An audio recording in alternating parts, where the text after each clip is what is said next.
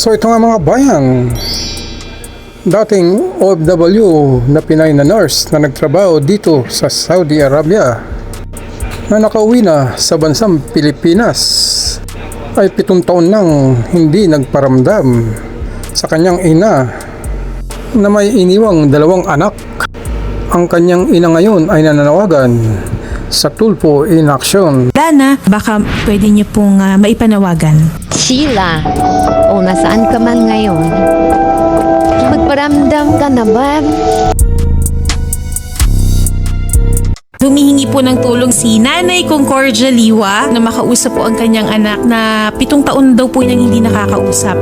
Nagpaalam lang daw po ito noong 2019 na uuwi daw po ng probinsya, pero pagkatapos daw po hindi na daw po nagpakita. Si Sheila Badana, ito po yung inyong anak. Opo.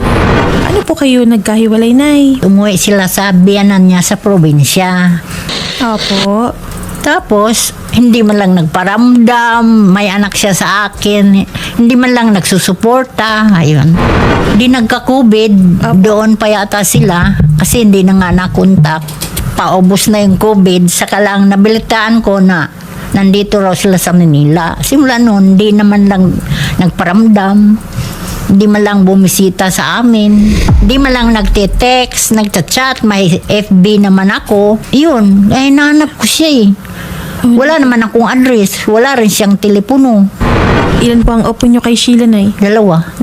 Pero ito kasi single parents, single mother. Single mom po si Sheila. Single mom. Ngayon, sa akin, since birth, sa akin na iniwan yung anak niya. Kasi nag-abroad yun eh. Kasi yung anak nilang mag-asawa nasa kanila. Nanay, bago po siya umalis, nagkatampuhan po ba kayo, Nay? Parang wala namang, nagtitext pa nga sa akin nung doon sila sa probinsya. Kasi Opo. Yung anak niya, nag-aral dito, nasa akin. Sabi ko, yung anak mo, nangangailangan ng cellphone. Kasi nung umpisa yun ng di ba, COVID. COVID, Nanay. So, Tapos kailangan ang cellphone sa mga bata. tama po, Nay. Sabi niya, meron akong laptop dito, ma. Ipadala ko sa iyo. Magpakabit ka ng wifi, ako na lang mag-monthly. Yun ang huli niyang text. Yung apo niya, Nanay, kayo lang po ang nagtataguyod. Hindi, may kuya kasi siya. Ngayon, yun ang tumutulong sa akin. Ngayon, nagrereklamo na kasi may pamilya din daw siya. Hanapin mo kasi sila kasi anak niya yan. Yung anak po ninyo, inabando na itong apo nyo. Oo. Na para bagang Parang, kasi hindi na inintindi. kayo na po ang nagpalaki sa bata, kayo po ang nag-aalaga, na dapat po... Dati naman nagsustinto yan yung nasa abroad pa siya. Kasi nurse yan eh, sa Saudi.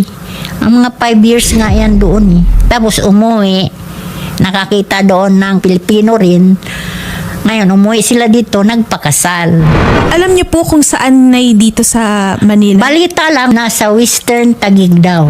Wala din po kaming any trace ni Sheila. Pero, Nanay, meron naman po tayong larawan ni Sheila Alegonza Badana. Baka pwede niyo pong maipanawagan. Sila, kung nasaan ka man ngayon,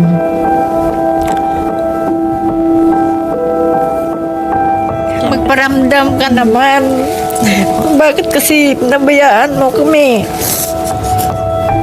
Yung anak mo malaki na pero parang hindi mo iniintindi. Makipag-unayan ka naman dito. Mag-text nga naman sa akin, mag-chat. Meron naman akong FB. Tsaka pumunta ka naman sa bahay, alam mo naman ang tinitirahan natin eh. Bakit kasi hanggang ngayon di ka malang dumalaw? Namatay na nga ang papa niya, hindi nga siya umuwi. Ay, so hindi niya rin po siguro alam. Yun lang ang hindi ko alam.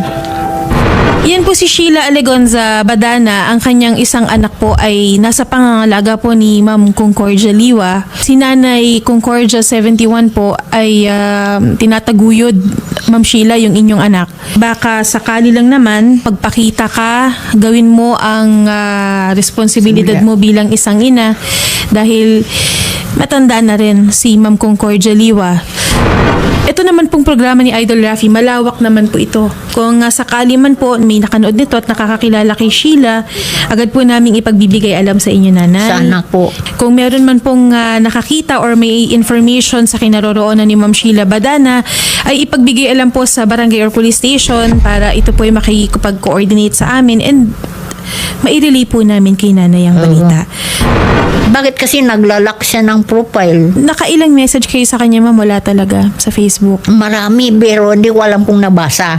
Kasi nakalak nga eh. Ang nakakapagtaka lang, nanay, bakit ayaw pong magpakita sa inyo, ayaw pong magparamdam ng inyong anak? Oo nga. Either talagang ayaw niya na rin gawin yung responsibilidad niya sa kanyang 16 years old na anak. Oo.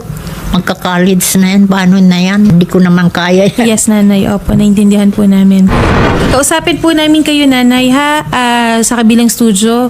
Tapos kung meron man, kung pumunta man po dito si Ma'am Sheila, nakakalapit lang po ng Tagig dito, mas maganda, nanay. Sana nga.